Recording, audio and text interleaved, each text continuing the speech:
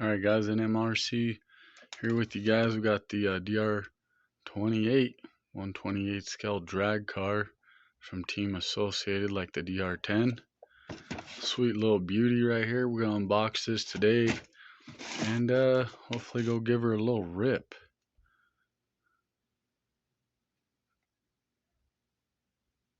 Alright, that should be good enough for you guys to see the details, and I'll get you guys back on when I get it out.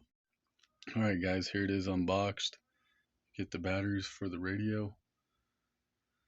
Manual, true RTR. Too bad it doesn't come with the drag spoiler like the DR10 does. Its big brother looks kind of funny with without the spoiler on the back there. Kind of looks funny, kind of like a Monte Carlo ish, I guess. So there's that. Let's pop the body off. It is body pins. Has two in the back, one on the front. Blends in with the black. It's a little black pin. Blends in with the scoop. Wow, look at that. Super simple. Wonder if you can't even put a brushless system in this guy. Wow, it's really, in my opinion, toy grade, other than the tie rods. This chassis definitely looks toy grade. There's no suspension in the front end, only in the rear. And it travels, travels side to side, even though it's a solid axle. That's crazy. Motor's built into the rear end, just like a toy grade type RC. That's nuts. So it must plug into that hole there. So it's an internal type battery. I mean, I'm sure you can take it off to get to it if you really wanted to. Yeah, it's part of the rear bulkhead. There's your antenna. There's your on and off switch right there. It's on off. Has foam tires. Inspired by drag beadlock wheels on the rear.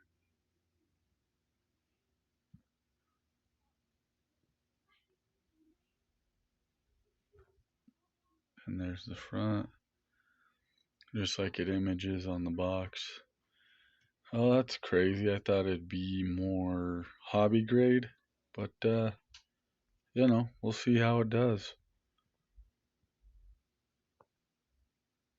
Also, another thing to note is the charger is built into the radio, as you see here, and it's slidden inside this piece of the radio here.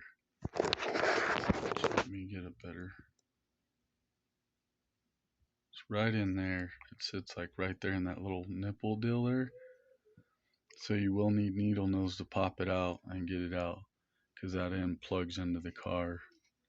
And then it has a little groove here that you set the wire into, so you can close this like that without hopefully pinching it, which it looked like it still did anyway. But we'll see if it's messed up, and then you can fold it and stick it back in there if you don't want it dangling about as you're ripping around in your little drag car. So here's the radio, what it looks like. Has steering trim right there. So it's got power. It says charge here. It says it takes about an hour to charge this thing.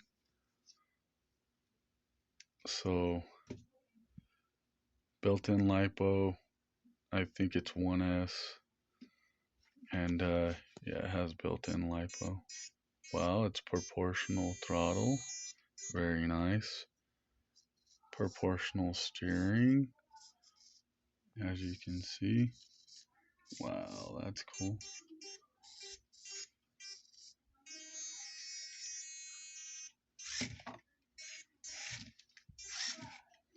Well, we're gonna get this charged up and get you guys back on with hopefully a running video of this bad boy, probably at the park, and see what happens. Another thing to note, have your radio off. That comes on It was already green, so I don't know if the vehicle's already fully charged or not. And then you just plug it into the side as you see there. So technically you could probably keep the body on it and still charge this at the same time without having to take the body on and off, which is pretty cool. But I'm kind of curious about this charge light, what that means.